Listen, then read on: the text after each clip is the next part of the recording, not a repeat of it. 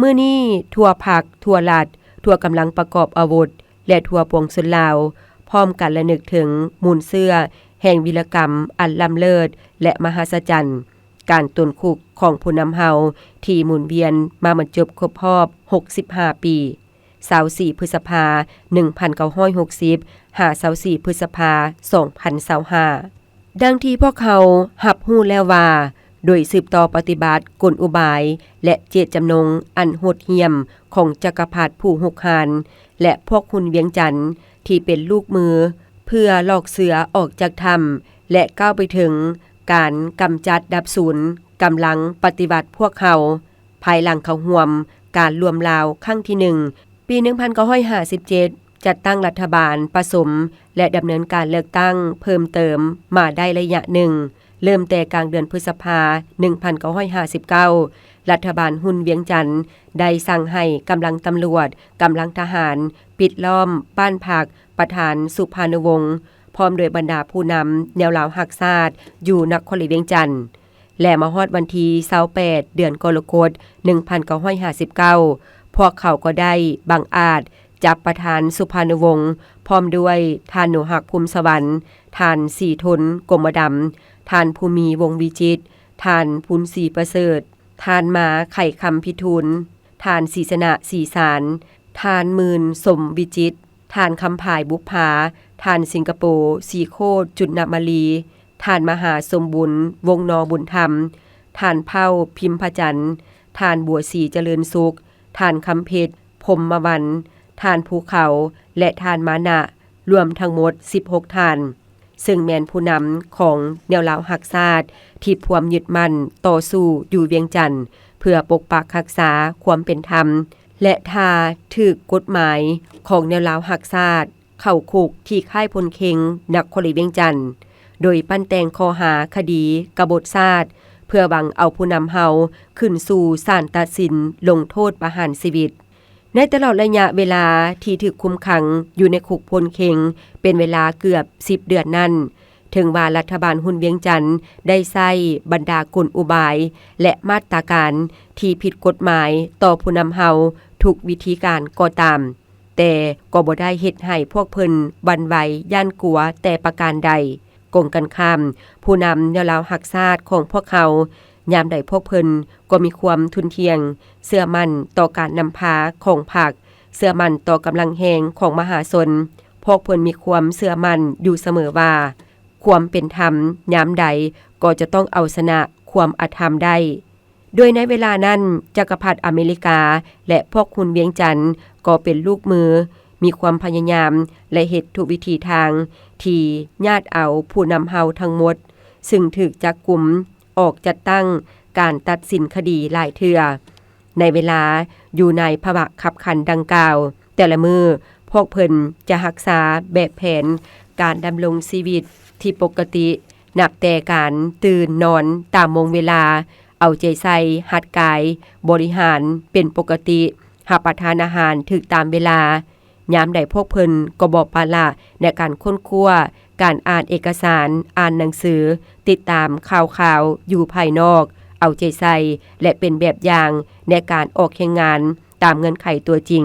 ปฏิบัติระบอบรวมชีวิตค้นคว้าสภาพการปรึกษาหารือเป็นหมู่คณะอย่างเป็นปกติบรรดาท่านผู้นำการปฏิบัติเฮายามใดก็เป็นแบบอย่างเกี่ยวกับความอดทนเหนียวแน่นความดุมันประหยัดสัตย์เที่ยง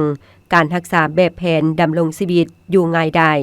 มีน้ำใจอาจหาญบ่ย่านกลัวต่อความเสียสละผู้นำเฮาทุกๆคนล้วนแต่มีความเชื่อมั่นอย่างลึกซึ้งต่อประชาชนยามใดพวกเพิ่นก็ถือเอาประชาชนเป็นกำลังแหงตัดสินทุกไสสนะของภารกิจปฏิบัติยามใดเพิ่นก็ใกล้ชิดสนิทสนมเป็นห่วงเป็นใยนำความสุขทุกข์ของประชาชนอยู่เสมอพิเศษในเวลาอยู่ในคุกพลเค็งบรรดาผู้นำการปฏิบัติเฮาได้ให้ความหักแพงคนอ้อมข้างอยู่เสมอแต่ละมือพวกเพิ่นจะเอาใจใส่ถามข่าวสุขทุกข์ของทหารตำรวจและอ้ายน้องสารวัตรทหารที่มาเฝ้ายามตลอด ถึงความสุขทุกข์ของครอบครัวลูกเมียและผู้อื่นๆยืนอยู่ท่ามกลางสภาพความยุ่งยากเสี่ยงเป็นเสี่ยงตายดังกล่าวศูนย์กลางพรรคเฮาได้ตัดสินใจวางแผนชี้นำเพื่อช่วยเอาผู้นำจากคุกโดยสมทบอย่างแน่นแฟ้นกับการยู่ขบวนการขัดข้านของมหาชนผู้รักชาติและการปลุกระดมคนควยน้ำใจรักชาติน้ำใจเครียดแค้นศัตรูจนในที่สุดพวกเพิ่นก็สามารถดูดดึงและสร้างให้อ้ายน้องสารวัตรทหารมีความตื่นตัวรักชาติและตัดสินใจเป็นกำลังที่สำคัญประกอบส่วนในการเอาผู้นำเฮาตนออกจากคุกพลเข็งในตอนค่ำคืนของวันที่23-24 พฤษภาคม 1960 ไปสู่เขตปลดปล่อยด้วยความพิราศอาจหาญและปลอดภัยการตนออกจากคุกของผู้นำเฮาแม่นวีรกรรมอันล้ำเลิศมหัศจรรย์แม่นไสยชนะที่สำคัญติดพันกับประวัติศาสตร์การต่อสู้ปฏิบัติของชาติและประชาชนเฮาภายใต้การนำพาอันถูกต้องปีศาจสามารถสลัดสงสัยพิราศอาจหาญและมีไหวพริบของพรรคประชาชนปฏิบัติลาวแม่นการแสดงออกถึงน้ำใจต่อสู้อันพิราศอาจหาญความเด็ดเดี่ยวเหนียวแน่นของผู้นำทั้งหมดที่ถูกจับกุมการต่อสู้และเสียสละอันยิ่งใหญ่ของทันแถวพนักงานนักรบปฏิบัติซึ่งได้รับการมอบหมายสมทบกับน้ำใจรักชาติอันดูดดื่มของอ้ายน้องสารวัตรทหารและมันก็แม่นการปราศัยที่เจ็บแสบที่สุดของจักรพรรดิอเมริกาและลูกมือเฮ็ดให้พนักงานทหารและประชาชนเฮามีความเอกอ้างทะนงใจและเชื่อมั่นต่อแนวทางและการนำพาของพรรคกลายเป็นการปลุกระดมน้ำใจรักชาติเครียดแค้นศัตรูของประชาชนเฮาให้ก้าวขึ้นตีเอาชนะผู้หุกหานในเวลาต่อมาอย่างต่อเนื่องจากไสยชนะนี้ไปสู่ไสยชนะใหม่จนมาถึงปัจจุบันนี้พรรคเฮาได้สรุปว่าสหายสุภานุวงศ์พร้อมด้วยผู้นำอื่นๆของพรรคได้แหกคุกกลับคืนสู่เขตปลดปล่อยด้วยความปลอดภัยนี่แม่นเหตุการณ์ที่สะเทือนต่อห่างเสียงโลกเฮ็ดให้จักรพรรดิและลูกมือตกสะท้านย่านกลัวแต่ผัดเป็นการปลุกระดมกำลังใจและปิติสมชื่นอย่างใหญ่หลวงของกำลังปฏิบัติประชาชนในขอบเขตทั่วประเทศการแหกคุกที่มหัศจรรย์นี้มันแสดงถึงแผนนโยบายอันถูกต้องของศูนย์กลางพรรคความสามารถในการจัดตั้งชี้นำของคณะพรรคแขวงเวียงจันทน์และบรรดาผู้นำที่อยู่ในคุก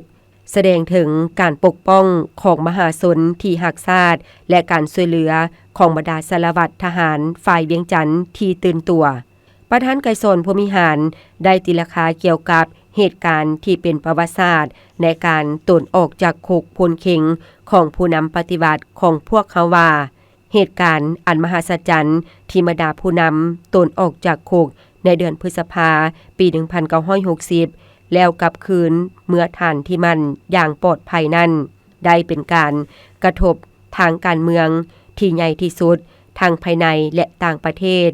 มันเป็นการปลุกระดมอย่างแข็งแรงให้แก่ขบวนการต่อสู้ของมหาชนในทั่วประเทศและเฮ็ดให้ทันแถวของศัตรูตกสะท้านสั่นสายวันไหวคอนแขนที่สุดเหตุการณ์อันมหัศจรรย์และมุนเสื้อพิละอาจหารในการตนออกจากคุกของผู้นำการปฏิบัติเฮามาฮอดมื้อนี้ยังยืนยงอยู่ในความทรงจำและกลายเป็นมุนเสื้อซึ่งพนักงานสมาชิกพรรคกำลังประกอบอาวุธและประชาชนลาวบรรดาเผ่าจะพร้อมกันจะลึกไว้และสืบทอดกันตลอดไปที่ท่านรับฟังไปนั่นแม่นบทและนึกวิรกรรมอันล้ำเลิศและมหัศจรรย์การตนคุกพลเข็งของผู้นำเฮาครบรอบ65 ปีเพชรสมรดงวิไลอ่านสบายดี